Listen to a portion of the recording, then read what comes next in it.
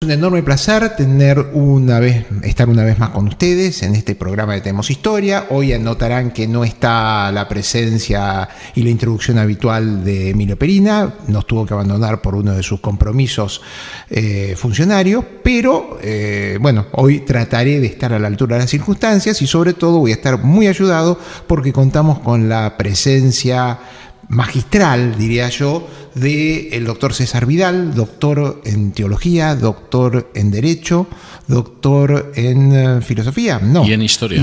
Doctor en historia, exactamente. Autor de más de 100 libros, ya ustedes lo conocen. Hemos hecho un par de programas con él sobre la Revolución Rusa. Y hoy vamos a hablar de un tema que tengo, ¿cómo puedo decir? Tengo la caradurez de estar hablándolo con él, porque vamos a hablar de Lutero, vamos a hablar de la Reforma, porque se cumplen 500 años de la tesis, las 95 tesis de Gutenberg, sí. Y César Vidal ha escrito un libro sobre este tema, que creo que es fundacional. La Reforma es un tema fundacional que muchas veces por una cuestión religiosa, en un país como Argentina, en donde los protestantes no son tantos, aunque están en crecimiento. Es muy curioso, hay un artículo hace pocos días atrás en The Economist en donde habla de que es la religión que crece más que los musulmanes. Porque nosotros tenemos el concepto de que los musulmanes crecen más porque se reproducen, pero los musulmanes crecen por crecimiento vegetativo, mientras que hay que es más o menos el 1.9%, mientras que los protestantes han crecido el 2.2% del mundo, que es más allá del crecimiento vegetativo. Y es por conversión. Y es por conversión, por convicciones, y no por tradición, ¿no? Y entonces es un tema realmente que aunque nosotros hoy no lo veamos tan así, creo que es un tema que es de nuestra vida diaria. Gran parte de las clases sociales más bajas en la Argentina no están abrazando la religión católica, sino que generalmente son pentecostales, evangelistas. El fenómeno del evangelismo en muchas partes de América Latina, en Uruguay, en Paraguay, y bueno, es un tema que realmente es muy bueno que lo veamos con los ojos de un autor como es César Vidal. César, un gusto estar contigo. Muchas gracias, porque además en este libro, en el legado de la Reforma, no solamente hay un intento de explicar cómo se llega a la Reforma y lo que eso implica en términos de revolución espiritual, sino que se muestra la enorme diferencia de configuración de aquellas naciones que derivaron de abrazar la Reforma y de aquellas naciones que, por el contrario, abrazaron la contrarreforma. Max Weber. Bastante más desarrollado, porque Max Weber se centraba sobre todo... Max Weber lo dijo hace 100 años. Sí, y además Max Weber se centraba sobre todo solo en el tema económico y de manera parcial.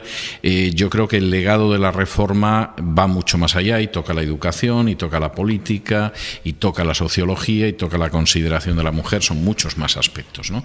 Fundamentalmente, igual que hace unos días veíamos que hay una serie de tópicos que se repiten sobre la Revolución Rusa y que no son exactos, pues hay también una serie de tópicos que en sociedades católicas se repiten sobre la Reforma y que tampoco son exactos. Es decir, un relato católico insistiría en el hecho de que existía una unión monolítica y feliz del cristianismo y que la llegada de Lutero quiebra esa unidad. Eso es falso totalmente, es decir, no solamente porque todo el cristianismo oriental de hecho se había separado durante la Edad Media y eso era la mitad del cristianismo en términos geográficos, sino porque incluso en Occidente había habido movimientos de reforma previos a Lutero que ya eran reconocidos como movimientos separados, es decir, era el caso de los husitas, de los hermanos moravos, etcétera, etcétera. Es decir, esa unidad realmente no existía. Y, por otro lado, la Reforma tampoco es un movimiento que comience con Lutero, es muy anterior.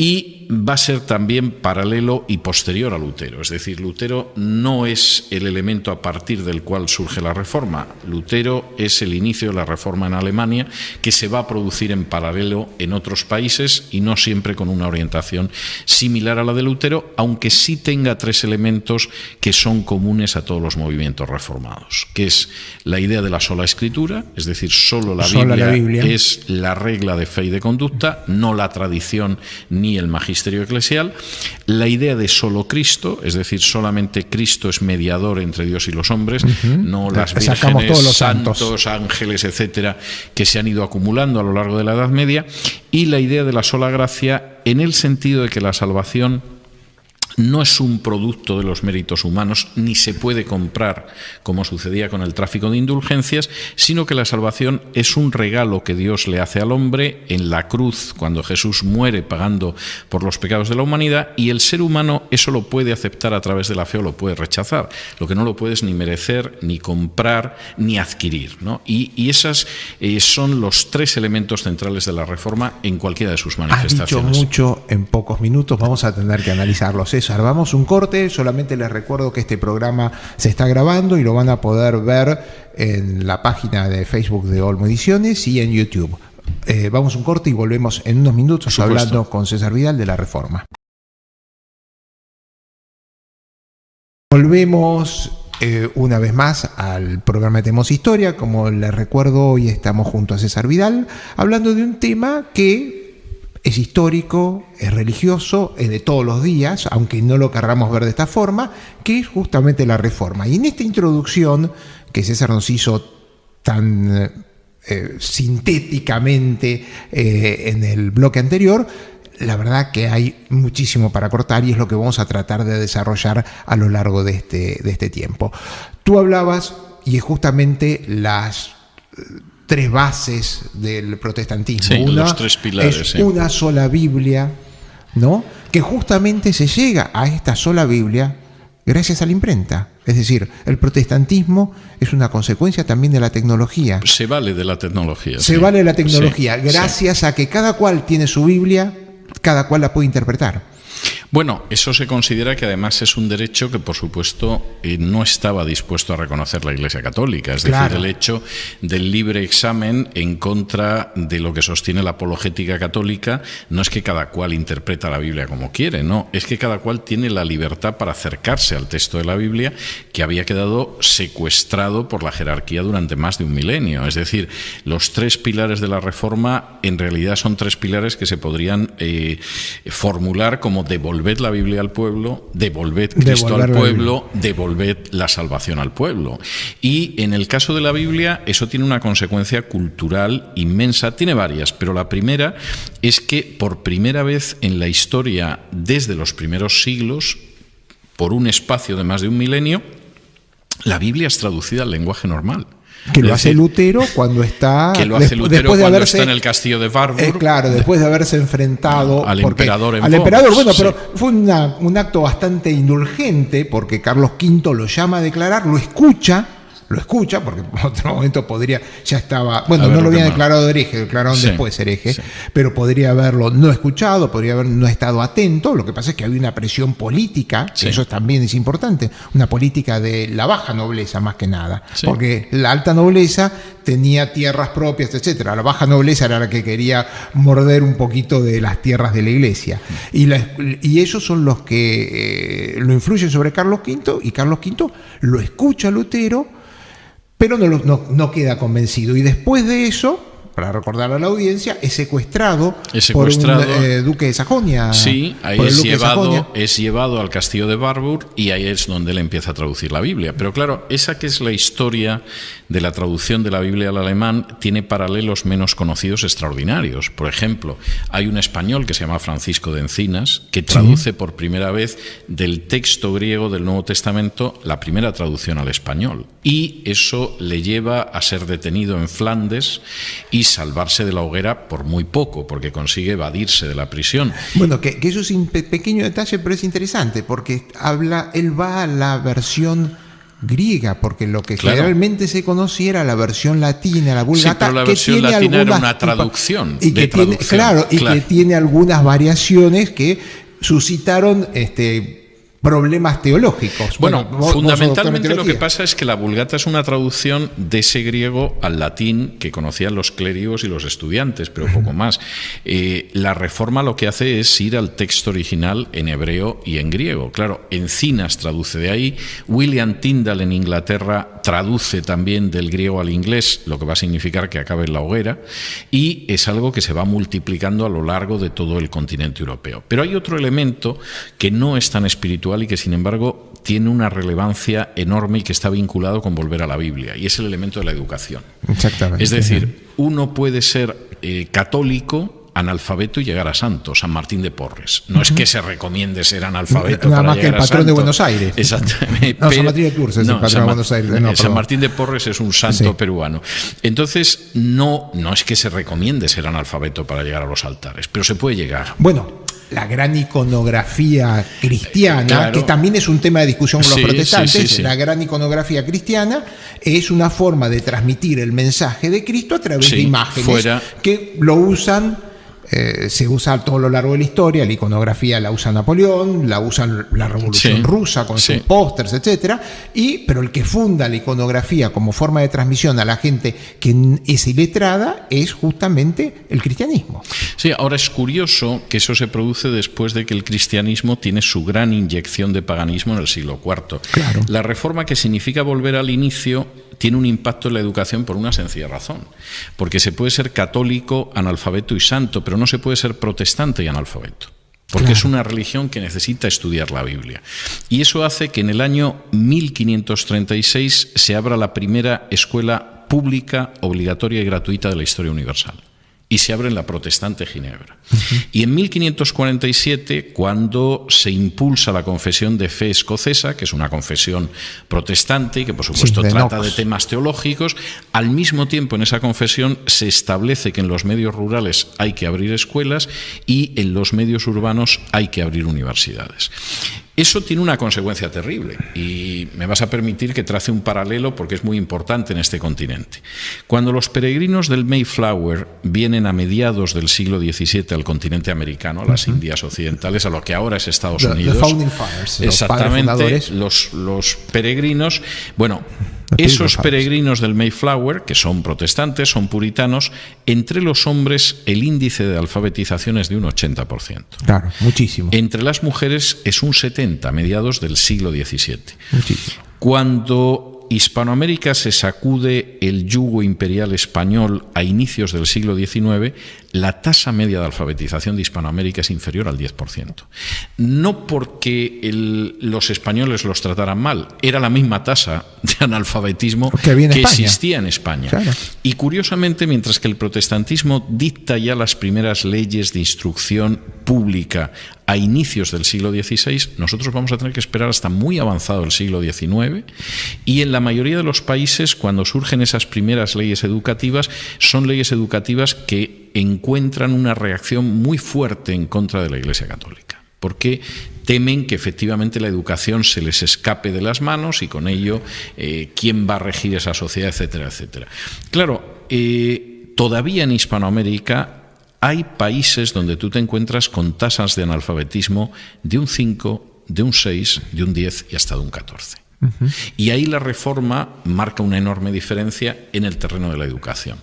¿Cómo lo marca? Y está muy relacionado con el terreno de la educación en el terreno de la revolución científica. La revolución científica la inicia la reforma, entre otras cosas, porque Francis Bacon, que es el padre del método científico, que sí. utilizamos todavía hoy, parte de la observación. O sea, lo que Bacon se encuentra en la Biblia es la orden de observar las estrellas, de contemplar el cielo, de ver cómo viven las hormigas, etcétera, y así surge el método científico, que no es la especulación en una celda de un convento sobre lo que dejó escrito Aristóteles, sino que es la observación de la naturaleza. Es clarísimo, exactamente, es así. Claro, y la revolución... Claro, no es el fundamentalismo, que bueno, es decir, Eso es otra historia. el ejemplo más dramático, porque bueno, bueno, es un poco posterior, pero es el de Galileo.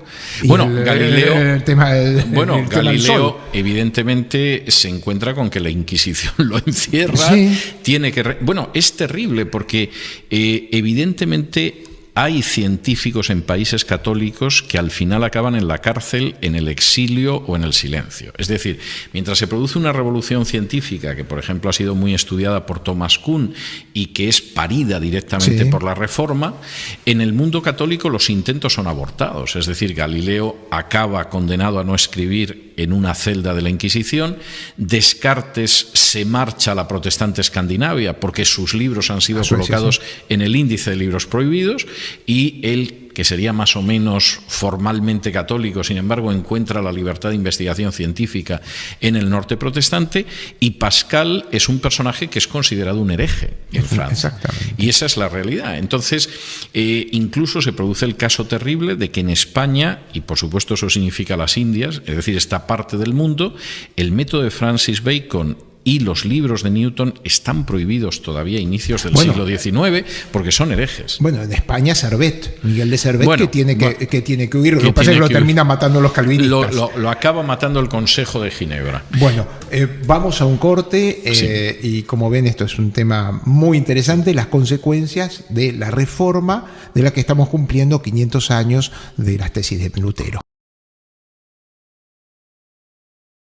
Bueno, les recuerdo que estamos con César Vidal hablando de la Reforma, de su último libro. Estamos hablando de los 500 años de Lutero y sus tesis, y que cualquier cosa, este programa lo van a poder ver dentro de unos días en YouTube, y si no, a través de Facebook de Olmo Ediciones. César, habíamos hablado de la educación de la revolución católica. Científica. Ahora, la otra, las tres tesis protestantes, la segunda era solo Cristo, es decir, solo Jesús es el intermediario entre los hombres, entre Dios y los hombres, y los hombres, porque estamos acostumbrados, yo creo que es una herencia del paganismo, la aparición de todos los santos y mártires que se multiplicaron milagrosamente, porque yo creo que en el año 400 había 60 mártires y después el libro de martirologio aparecen como 200, ¿no? Bueno, eso se debe en parte a la necesidad de estar con restos y de santos por ahí para crear turismo de aventura, que era ir a visitar las iglesias. Bueno, y además hay un elemento que personaje tan poco sospechoso como el cardenal Newman reconocía, que es que cuando en un momento determinado Constantino decide llegar a un enmaridamiento con el cristianismo, absorbe multitud de prácticas paganas para que la gente pudiera pasar al cristianismo sin ser muy traumático. Ese es un tema muy interesante y te lo pregunto a vos como teólogo, porque a mí me parece que Constantino lo que hace, necesita a la Iglesia para renovar la estructura estatal del Imperio Romano. Sí, es cierto. Sin una nueva ética cristiana, él pensaba que la estructura burocrática romana que estaba gobernando el mundo conocido no tenía futuro. Esa siempre fue la impresión que yo tuve de por qué un hombre que hasta entonces había sido pagano y que no abraza la fe, y no sabemos si abraza la fe en el último momento de su vida, no sabemos, yo tengo mi duda, pero bueno, que la manda a la madre a buscar los restos de Cristo en Jerusalén, etcétera, Santa Elena, ¿no? Sí, la verdadera cruz. Yo creo, vamos a ver, yo creo que Constantino se encuentra con un problema muy serio, es el del agotamiento del Imperio Romano en el periodo del Bajo Imperio, que Diocleciano ha conseguido retrasarlo con la tetrarquía, pero eso dura unos años, es decir, inmediatamente los dos Césares y los dos emperadores, lejos de ser una tetrarquía armoniosa de la que formó parte su padre, Constancio Cloro, lo que sucede es que va prevaleciendo la idea de que vamos a volver a un solo emperador, y Constantino busca un cemento que pueda seguir uniendo eso. Y durante un tiempo él piensa en la religión solar. Es decir, hoy en día está documentado que efectivamente Constantino piensa que un monoteísmo de carácter solar puede sostener eso. Bueno, que hasta cierto punto también es el origen del judaísmo, la copia del... Bueno, en cualquiera de los casos, lo cierto es que él acaba llegando a la conclusión de que el cristianismo le viene mejor, pero evidentemente Constantino no tenía la menor preocupación por la pureza del cristianismo. Es decir, Constantino, y eso lo reconoce el propio Eusebio, que es el autor de la Historia Eclesiástica, convence sin mucha dificultad a los obispos, sobre los que derrama una lluvia de privilegios y de prebendas, para que acepten una serie de elementos que son del paganismo, que entran y que van a seguir entrando en masa en el curso de la Edad Media. Claro, para el católico de a pie, todo ese elemento de paganismo no es tan claro, porque de eso pasó hace 1 milenio y medio. Pero cualquier persona que, por ejemplo, viaja por Hispanoamérica sabe que también hay un elemento muy sincrético en el catolicismo en Hispanoamérica. Es decir, hay una absorción de las religiones precolombinas, hay una serie de fiestas, como hay muchas fiestas católicas. Y la necesidad de consagrar santos autóctonos, ¿no? Por ejemplo, o igual que, por ejemplo, en Europa hay una serie de fiestas paganas que se transmutan en fiestas católicas. Sin ir más lejos, exactamente. Pues en el caso de Hispanoamérica, pues todos sabemos que hay una serie de fiestas precolombinas que se transmutan al final en fiestas católicas. La Pachamama. Claro, por ejemplo. Entonces, lógicamente, la reforma de todo esto quiere hacer tabula rasa, porque la idea de la reforma es regresar a esa pureza del Nuevo Testamento, del cristianismo original. De hecho, el siglo XIV acaba y el siglo XV acaba y el siglo XVI empieza con un deseo de librarse del horror de la Edad Media. Es decir, la Edad Media en las películas, en algunas de sus creaciones artísticas, etcétera, es extraordinaria, pero los humanistas tienen muy claro que eso ha sido un horror que ha durado 1 milenio y que hay que volver hacia la belleza.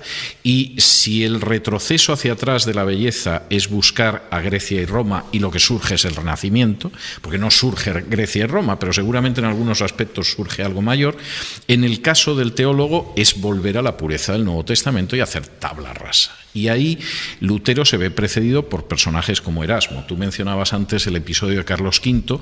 Hay una anécdota muy interesante en la que Carlos V convoca a Erasmo y le dice a Erasmo que qué es lo que él piensa de Lutero. Y entonces Erasmo le dice, Majestad, Lutero tiene razón, pero ha cometido 2 grandes errores. Lutero ha atacado la tiara de los prelados y la panza de los frailes. Claro, la respuesta de Erasmo es tremenda. O sea, terrible. Majestad, si me estáis preguntando en términos teológicos, es obvio que Lutero tiene razón. Lutero quiere volver a la Biblia, que es algo de lo que yo llevo escribiendo décadas. Esa es la única manera de limpiar toda la corrupción del cristianismo que se ha producido a lo largo de más de 1000 años. Ahora, también reconozcamos que Lutero, en el momento en el que se está enfrentando con esa pirámide de poder que se ha ido haciendo cada vez más fuerte a lo largo de la Edad Media, incluso a veces sobre la base de documentos falsos como la Donatio Constantini, que es el papado, evidentemente no sabe contra lo que va a chocar. Y además Lutero pretende enfrentarse con una serie de negocios eclesiales, como es la venta de indulgencias, que sinceramente la panza de los frailes no se lo va a tolerar. Y la respuesta de Erasmo es impresionante. Es impresionante. Bueno, vamos a un corte y vamos a volver con las indulgencias. Claro que sí. Bueno, volvemos. Acá estamos hablando una charla fenomenal, no por mi parte, sino por la de César Vidal, que hoy nos está honrando con su presencia y hablando de un tema que es apasionante porque, ya le digo, esto lo vivimos a diario, no nos damos cuenta, pero esto está todos los días en nuestra vida, que es la religión y especialmente la reforma, porque de todas maneras, en todos los días de nuestra vida, de una forma u otra, hay un choque entre el catolicismo ortodoxo, etcétera, y hay un choque con el reformismo. Lo veamos o no lo veamos. Y sobre todo un país que tiene a Borges como el escritor insigne, porque Jorge Luis Borges era en el fondo un calvinista, creo yo. En muchos aspectos sí, aunque él tenía un gran cariño por Swedenborg y alguno de estos, la historia de Swedenborg, habría que aclararlo porque es extraordinaria la historia de Swedenborg. Swedenborg era un teólogo sueco, una persona de un conocimiento vastísimo, que en un momento escribe un libro, tiene una visión y escribe un libro sobre cómo era el comportamiento en el cielo, el comportamiento de los ángeles y en el infierno. Hace una especie de divina comedia, pero diciendo que existía y que es así. Y que después, muere y tiene una historia, no sé si la sabes, sobre la cabeza de Swedenborg. La vendió la familia. Sí. No, a él le atraía mucho, como le atraía mucho otro tipo de escritos espirituales, ¿no? Borges era un personaje extraordinario, ¿no? Pero volviendo a la cuestión que estábamos hablando antes de la comercialización de la religión, claro, el chispazo de Lutero tiene que ver con las indulgencias. Claro, porque como tú decías, hay un montón de antecedentes, hay un montón de críticas a la Iglesia, pero realmente creo que de la chispa final, las fogatas, la arma, esta necesidad de recaudar a través de indulgencias que la necesitan para la construcción de la Basílica del de San Vaticano. Pedro, sí. Y de hecho, además, el pretexto para el Papa, a fin de cuentas, viene porque hay un jovencito arzobispo alemán, que es Alberto de Brandeburgo, que quiere acumular una serie de cargos eclesiásticos en un momento determinado, después de que era arzobispo de Magdeburgo y además el administrador de la diócesis episcopal de Halberstadt. Al año siguiente, en 1514, quiere ser también arzobispo de Maguncia, porque el arzobispo de Maguncia no solo era el primado, es decir, el obispo más importante de Alemania, sino que además era uno de los 7 electores del emperador. Ajá. Lo que era maravilloso, porque tú eras un elector del emperador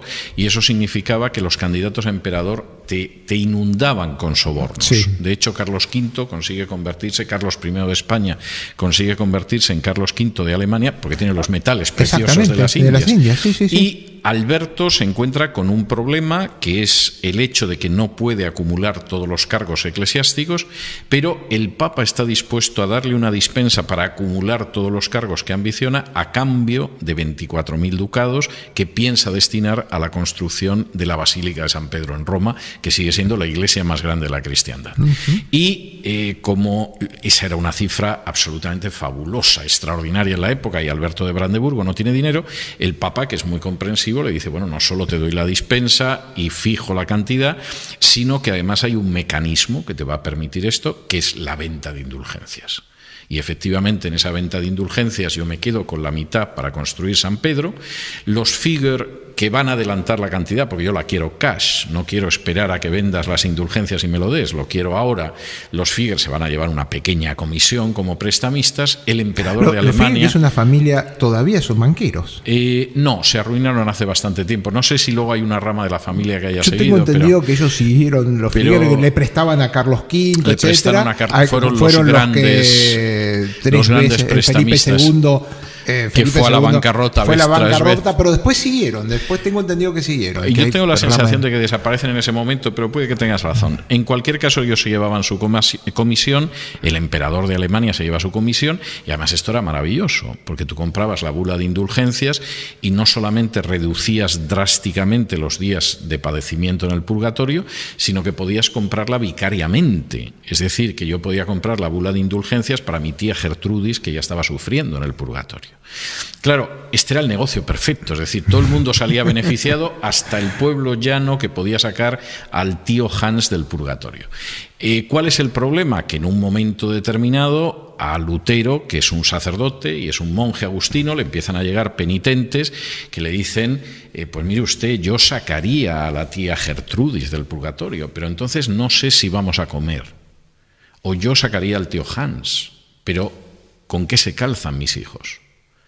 Y Lutero escribe 95 tesis que inicialmente no son un ataque, se lanzan como una base para la discusión académica, y que son tesis que lo que pretenden es decir, y hay alguna tesis tremenda donde él dice, bueno, si realmente el Papa tiene el poder de sacar a la gente del purgatorio, ¿por qué no la saca gratis y por amor en vez de cobrando una cantidad? Lo cual es una pregunta que realmente sigue siendo muy sólida, aunque lo miremos a medio milenio de distancia. Y lo que teóricamente tenía que ser una discusión teórica, bueno, pues determina dos bulas de excomunión sobre Lutero como hereje, porque además Lutero, aparte de las 95 tesis, sostiene opiniones peregrinas. Por ejemplo, Lutero afirma que al Espíritu Santo no le complace que se ejecute a los herejes, cuando todo el mundo sabe que al Espíritu Santo le entusiasma ver la ejecución de herejes.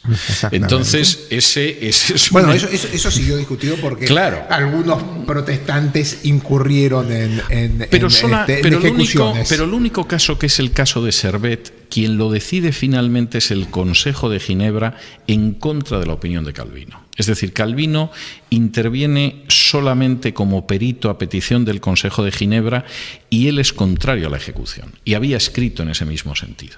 Es decir, y además eso provoca inmediatamente una reacción porque eso iba en contra de uno de los pilares de la Reforma, que era la lucha contra la ejecución de los herejes. Es decir, al hereje le podías expulsar de la ciudad o podías considerar que era un personaje que no podía ocupar determinado cargo público, etcétera, pero la idea de la detención, de la tortura, de la ejecución del hereje es una cosa que queda descartada desde el principio. Claro, aquí hay una serie de elementos que no son en un sentido estricto espirituales, pero que van a conformar a las sociedades. O sea, hablábamos de la educación, hablábamos de la ciencia. Otro de los elementos que marca una enorme diferencia social entre sociedades de la Contrarreforma y de la Reforma es la idea de la supremacía de la ley, que claro, es un elemento claramente reformado que choca con la mentalidad católica. Y hay un episodio, por cierto, protagonizado por Calvino, en el año 1537 a Calvino le expulsan de Ginebra. Las autoridades de Ginebra querían reforma, pero no tanta reforma, pero como ya estaban algo civilizados por la Reforma, no lo detienen, no lo torturan, no lo ejecutan, sino que le invitan a irse con sus colaboradores. Y cuando Calvino abandona Ginebra, inmediatamente un cardenal, que es el cardenal Sadoleto, escribe una carta instando a las autoridades de Ginebra a volver a la obediencia, a los brazos amorosos de la Iglesia de Roma. Y el argumento que utiliza fundamentalmente Sadoleto es la supremacía de la institución. Es decir, lo que define si algo está bien o algo está mal es el hecho de la institución. El Papa decide lo que está bien en el ámbito espiritual, el rey o el emperador en el ámbito civil. El Consejo de Ginebra decide que hay que responder a Sadoleto para aclararse y le pide a Calvino que responda a Sadoleto. Y Calvino en 6 días escribe la respuesta al cardenal de Sadoleto, que no vamos a contar aquí porque entonces nos da la Navidad, no llegamos a la cena de Navidad a tiempo si lo contamos, pero Calvino desarrolla el principio de supremacía de la ley. La superioridad, bueno, sí, el sometimiento de la Iglesia al Estado. La superioridad no la tiene la institución, la superioridad la tiene la ley, en el plano civil y en el plano espiritual. Si el Papa no se somete a la ley, que es la Biblia, es una autoridad ilegítima. Si el rey no se somete a la ley, su autoridad carece de legitimidad. Y eso significa que a mediados... Eso a los países latinos nos llevó 400 años, porque eso es del siglo XIX. Sí, y de hecho... La secularización... La gran diferencia está en que a mediados del siglo XVII en Inglaterra los puritanos se sublevan contra el rey, lo juzgan y lo decapitan, y en España el imperio se colapsa frente a otro tipo de enemigos. Pero hay un elemento muy importante, porque claro, lo que surge a partir de ahí, que es toda la cultura parlamentaria, el inicio del liberalismo con Locke, que era hijo de un pastor protestante y que además escribía obras de teología, y él estaba convencido que las obras por las que iba a pasar a la historia son las de teología, que yo creo que no hemos leído casi nadie, pues es el principio de supremacía de la ley. Eso es algo ajeno a nuestra cultura. Es decir, nuestra cultura de la época de las Indias era que cuando un monje atormentaba el corazón del rey, el rey decidía que a los indios había que explotarlos un poco menos. Cuando esas instrucciones llegaban al virrey, el virrey tomaba la carta del rey, la colocaba sobre su cabeza y decía: se acata pero no se cumple. Norma que sigue hasta nuestros días. No, y es norma que sigue hasta nuestros días. Es decir, al final, la gran diferencia en el terreno del rule of law, como dicen los anglosajones, de la supremacía de la ley, es que los países de herencia protestante han tenido claro desde el siglo XVI que la supremacía le corresponde a la ley. Mientras que nosotros seguimos creyendo que hay instituciones que no están bajo la ley. A lo mejor nuestra Constitución no lo niega, y encima, pero es la realidad. El arrepentimiento final nos puede salvar de estos pecadillos. Bueno, esta es otra de las cuestiones muy importantes de la Reforma. Ahora que mencionas la palabra pecadillo, y tiene mucho que ver con nuestro desarrollo social y político. La Reforma acaba con el concepto de pecado venial. Exactamente, sí. Mientras que el catolicismo cree en el pecado venial, que desaparece con algunos ritos, como por ejemplo santiguarse con agua bendita. Sí, sí. O confesarse. Lo cual borra el pecado venial. Sí. Bien, el problema es que entre los pecados veniales está el hurto y la mentira. Y la mentira no tiene importancia en nuestra cultura. Es decir, yo llevo más de 30 años estudiando la historia de Hispanoamérica, que me parece apasionante. O sea, a veces es leer casi las 1001 noches a este lado del Atlántico. No he conseguido encontrar un solo caso de un político cuya carrera terminara porque mintió a la gente. Claro. Mientras que todos conocemos casos de norteamericanos, de ingleses, etcétera, sí. cuya carrera termina ahí. Y, por supuesto, el hurto forma parte de nuestra cultura. Y, hombre, nos molesta cuando nos hurtan. Si es alguien que hurta más de lo que nosotros hurtamos, lo vemos mal. Pero el hurto forma parte importante de la cultura, no en el sentido de la cultura que se pueda dispensar en una escuela, sino de otra cultura. Tú suma el hurto y la mentira y explicas la corrupción de nuestros países. Palabra de ley. Vamos a un corte y volvemos con César Vidal hablando de la reforma de Lutero y estos 500 años que ha dividido la parte del pensamiento nuestro. Los amigos, volvemos al último bloque de este programa, que ha sido iluminador, como debe ser si estamos en los brazos de César Vidal, que nos está contando de los efectos o de la reforma de Lutero que ha tenido, bueno, como decía al principio, todos los días de nuestra vida. Esto está de una forma u otra manifestándose, y justamente recién, en pocas palabras, explicó parte de la decadencia de América Latina, justamente. O de España o de Portugal. De España, bueno, sí, de los países latinos. De los países latinos, sí. A diferencia de los países que han abrazado. Mira, el otro día estaba leyendo justamente en un artículo de The Economist sobre la historia de un guatemalteco que recibió el llamado de Dios y que, y como Guatemala, y empezó a la prédica protestante, era evangelista, y cómo Guatemala está disminuyendo sus índices de delincuencia y está mejorando sus índices económicos gracias a que una gran parte de la población se ha convertido al protestantismo. Bueno, hay dos elementos que a mí me gustaría mencionar, aunque sea de pasada, antes de que se nos acabe el tiempo, ¿no? El protestantismo provoca una nueva cultura económica. Sí. Es decir, primero porque recupera el concepto de trabajo que hay en la Biblia. Es decir, el trabajo no es un castigo de Dios, el trabajo es aquello que antes de la caída ya Dios le dio a Adán. Con lo cual el trabajo tiene una visión positiva y aquí hay una enorme diferencia. Bueno, que son dones que debemos mejorar para acceder al premio divino, para decirlo de una forma. Y de hecho, esto es enormemente importante. Mientras que el trabajo es algo que la Reforma dignifica, cualquier tipo de trabajo manual, de hombre, de mujer, el ama de casa, el que atiende, hay multitud de textos de los reformadores diciendo que el que está atendiendo a las ovejas en el campo, el que está empujando un arado, etcétera, está desarrollando un trabajo tan santo como el predicador, que se supone que es el colmo del trabajo santo.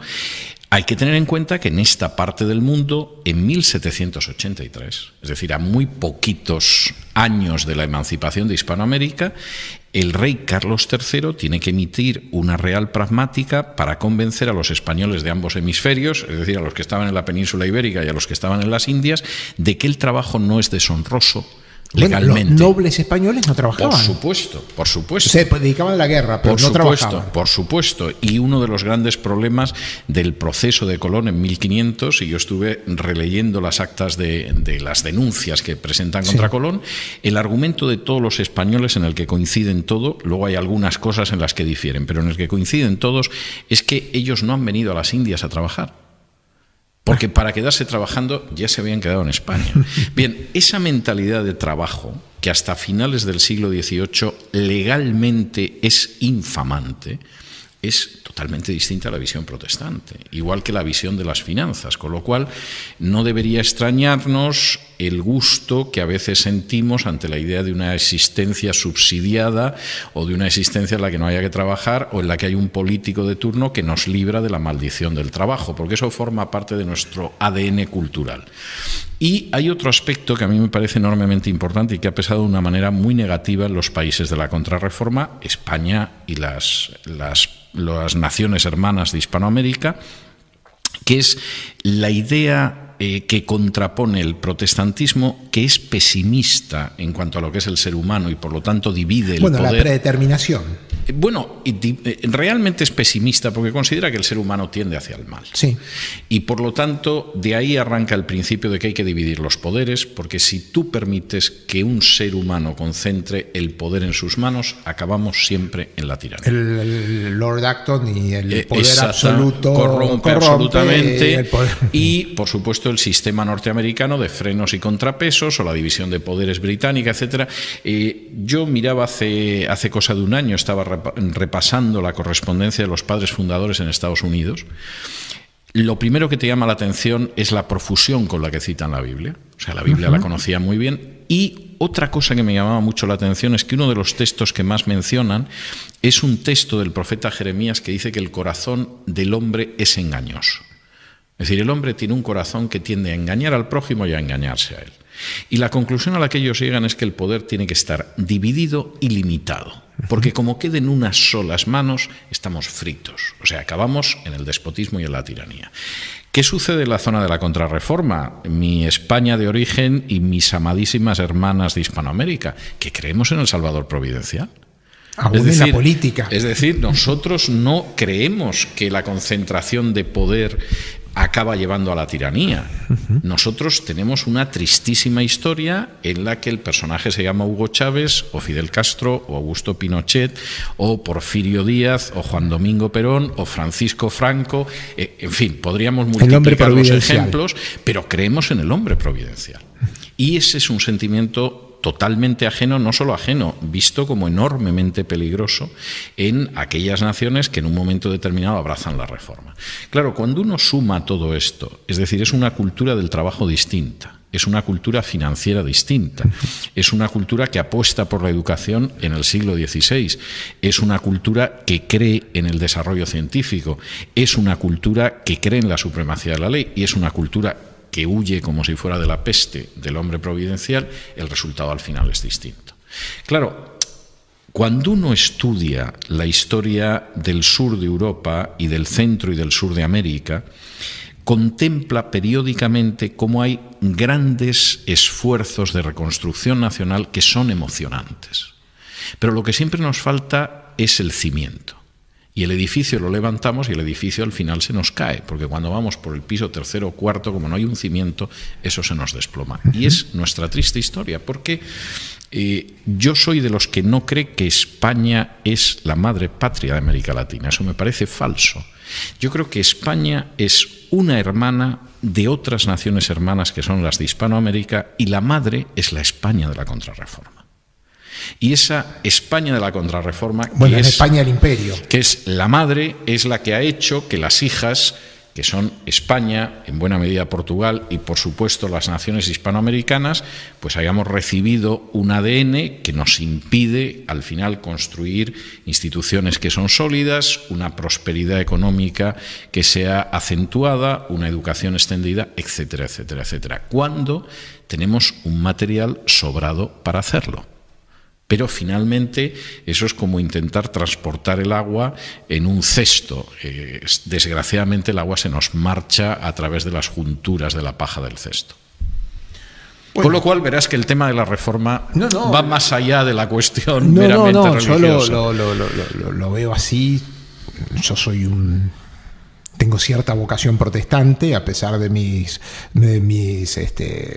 educación católica, pero siempre contemplé lo de Lutero. Y cuando a veces la gente hoy dice, no, porque hay que modernizar la Iglesia, la modernizó Lutero hace 500 años. Sí. ¿No? Lo que pasa es que también, por otro lado, ha pasado, es decir, el protestantismo, al permitir esta libre interpretación de alguna forma, también se ha dividido en una cantidad de creencias o una cantidad de variaciones, ¿no? Que a veces ellos mismos no lo pueden explicar, porque vos le preguntás a un americano cuál es la diferencia entre soy bautista o soy evangelista, y le preguntas ¿cuál es la diferencia? No la sabe explicar. Claro, es decir, pero también porque la visión de Iglesia es distinta en la Iglesia católica que en el protestantismo. Es decir, la Iglesia católica mantiene la idea de que la Iglesia es una organización, y es una organización además piramidal con una jerarquía y un magisterio. El protestantismo lo que recupera es la visión de lo que es la Iglesia en el Nuevo Testamento, donde la Iglesia es a veces una iglesia local. Pablo escribe a las iglesias de los corintios, es decir, las iglesias locales de Corinto, y luego existe una iglesia espiritual que no es una organización y de la que forman parte aquellos que efectivamente están unidos a Dios a través de Cristo, y de la que podemos suponer externamente quienes forman parte, pero realmente Dios es el que lo sabe. Es decir, la Iglesia es una entidad espiritual, no es un Estado, como es el Estado Vaticano, no es una jerarquía, no es una organización. Claro, desde la perspectiva católica, esa vivencia protestante parece una especie de sinvivir divisorio, ¿no? Desde la perspectiva del Nuevo Testamento tiene bastante lógica. Porque efectivamente en el Nuevo Testamento no aparece esa jerarquía, no aparece esa unidad monolítica, existe todavía menos la idea de que la Iglesia además sea un Estado con reconocimiento internacional, como es el caso de la Santa Sede.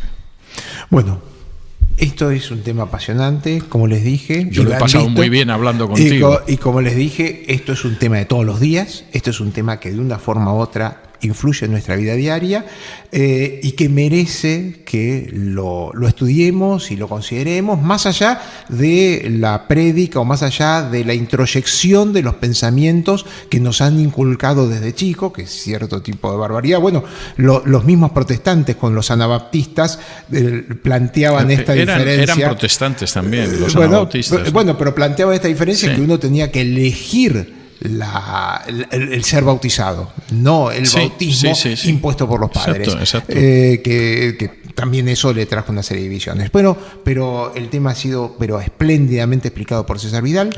Eres muy generoso conmigo, Marc. Trato de ser justo y todavía me quedo corto. Pero bueno, ya no nos queda tiempo. Te agradezco una vez más, César, el gusto, el placer, el enorme placer de estar contigo para poder debatir de estos temas, para poder hablar de estos temas y poder iluminar a mucha gente sobre que ahora puede percibir o tener otra perspectiva de saber por qué América Latina ha tenido algunos de los problemas que nosotros conocemos. Es así. Bueno, hasta la próxima semana vamos a estar con ustedes en un programa más de Tenemos Historia.